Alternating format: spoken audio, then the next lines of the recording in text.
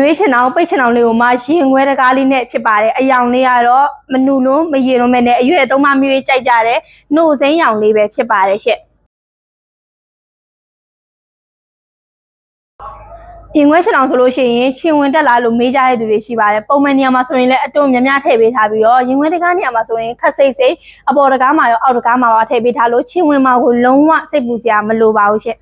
ဒီချင်အောင်လေးရဲ့အရွယ်ကတော့ဘယ်ကနေညာထိအကျယ်6ပေခေါင်းရည်နဲ့ချင်းဒီခြေစင်း6ပေခွဲအမြင့်9ပေကင်းဆိုင်အရွယ်ဖြစ်ပြီးတော့ဘေးဘက်ကနေရင်ခွဲတကားလေးထည့်ပေးထားတာပဲဖြစ်ပါတယ်